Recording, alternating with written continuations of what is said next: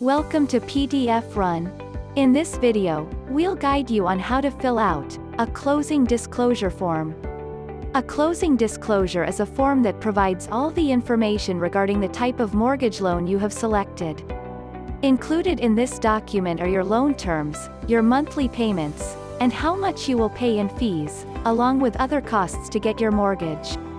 You can fill out a closing disclosure form if you are a moneylender, loaning money to someone who is purchasing a new home or refinancing a current one.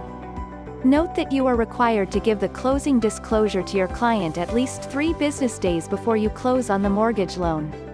Before attempting to fill out this form, you must first verify that all information that you are about to enter is completely accurate. You will need your closing information, transaction information, and loan information. Additionally, you will also be needing the loan terms, projected payments, costs at closing, loan costs, other costs, calculating cash to close, loan disclosures, loan calculations, and other disclosures. You must also provide the contact information of everyone involved in the loan transaction. To confirm, you will have to provide your signature and date of signing. All of these must be provided on the corresponding fields indicated on the document. We will guide you through the process, section by section. To begin filling out this document, click on the Fill Online button. This will redirect you to PDF Run's online editor. For this section, input first the date of issue. In the space below, input the closing date, or the day ownership of the house in question transfers to the buyer. Next, input your disbursement date, or the date your loan will fund. Then, enter the settlement agent, followed by the file number, and the name of the property. And lastly, input the sale price. For this section, you must input the full legal name of the borrower, followed by the name of the seller, and then, the name of the lender. Next, you will need to provide your loan term, or how long the loan will last if the buyer makes the minimum payment each month. Afterwards, add the purpose of the loan, followed by the product. Below this is a checkbox, asking for the type of loan.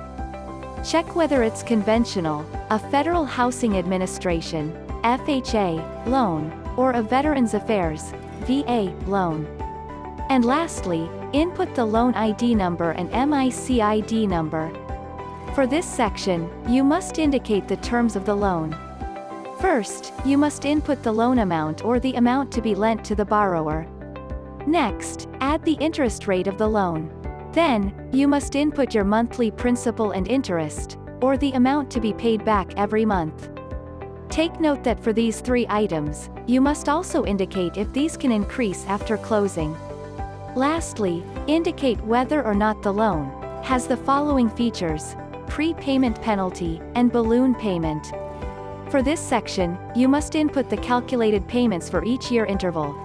First, input the year intervals next to the tab that says, Payment Calculation. Next, input the principal and interest for each year interval. In the spaces below, input the mortgage insurance for each year interval. Finally, input the estimated escrow, or the monthly cost of property taxes and homeowners insurance, and add them to the estimated total monthly payment for each year interval. In the section below, input your estimated taxes, insurance, and assessments. Check whether the estimate includes property taxes, homeowners insurance, or other fees. You must also indicate whether these expenses are in escrow. In this section, input the closing costs. Beside this, indicate a breakdown which includes the amount in loan costs, added to the amount in other costs, which is then subtracted to the amount in lender credits. Afterwards, input the cash to close, which also includes the closing costs. This section will be asking you to present a breakdown of the loan costs. In the first segment, A, you will first be asked to indicate any origination costs. This is seen as a service fee charged by the lender for the processing of the loan. In the next segment, B, indicate any services that the borrower did not shop for. These are items that the borrower could have shopped for, but did not. In the following segment, C, input the services the borrower did shop for. For all items, you must indicate whether these costs are borrower paid, seller paid, or paid by others. Also indicate if the payments were made at closing or before closing. At the end of this section, D. Add the total loan costs which are borrower paid, followed by the subtotals for all the borrower paid, seller paid, and paid by others columns. This section requires a breakdown of the other costs of the loan, such as taxes, escrow, and prepaid. In the first segment, E. Indicate taxes and other government fees. Here, you must indicate the recording fees, deed, and mortgage. In the segment below, F, you must input prepaids. These are payments paid in advance prior to the first scheduled payment of the loan. First, input the homeowner's insurance premium, followed by the mortgage insurance premium. Indicate the number of months for both fields. Next, indicate the prepaid interest and the amount per day as well as the start and end date. Lastly, indicate the property taxes and number of months. In the following segment, G. Input your initial escrow payment at closing. Enter the homeowner's insurance, mortgage insurance, and property taxes.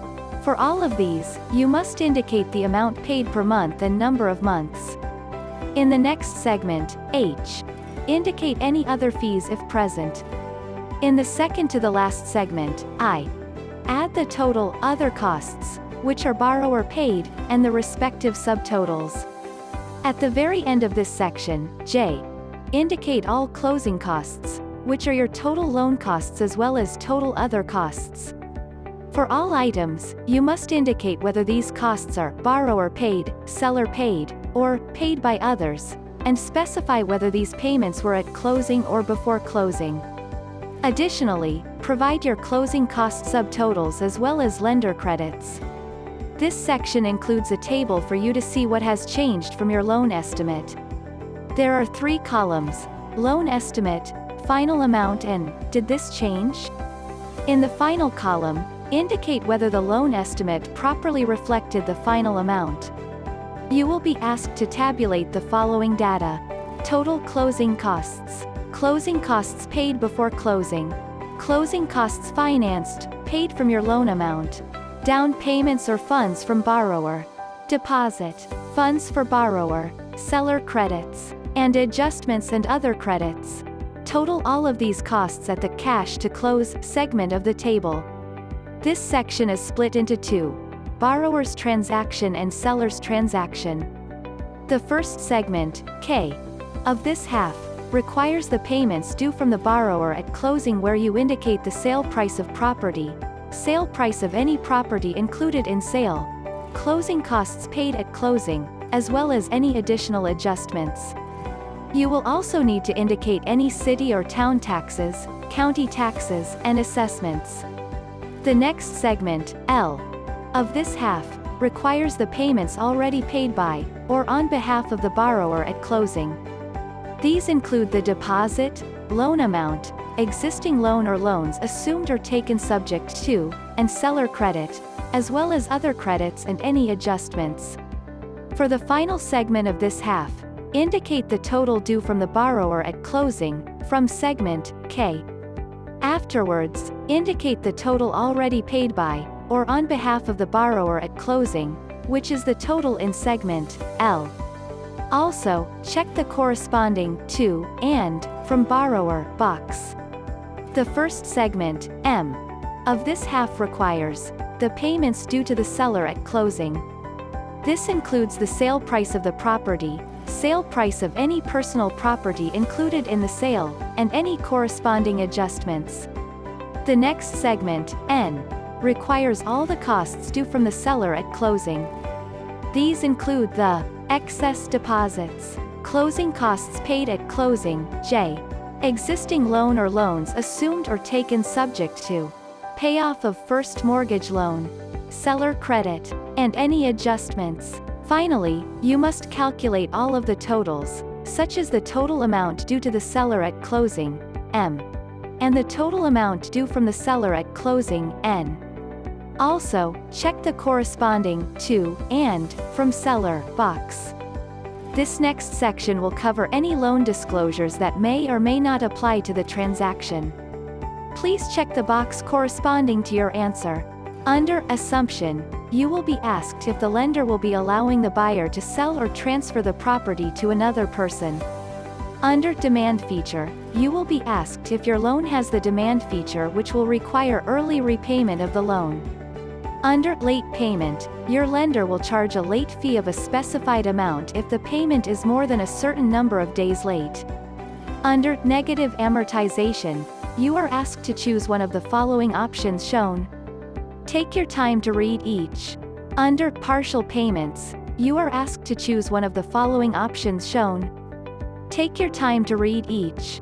Under Security Interest, input the security interest, noting that the buyer may lose this property if the payments to the seller or any other obligations are not met. Under Escrow Account, check the corresponding box if the buyer will have an escrow account. If this box is checked, please indicate any escrowed and non-escrowed costs as well as any initial escrow payments and monthly escrow payments. Will not have an escrow account. If this box is checked, please indicate whether the buyer declined an escrow account or if the lender does not offer an escrow account.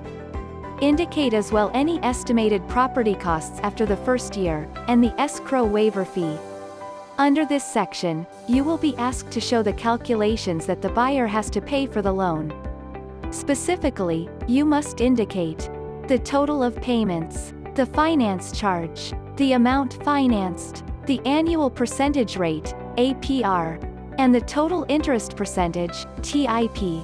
This section contains mostly other disclosures that you have to read, such as those pertaining to appraisal, contract details, refinance, and tax deductions.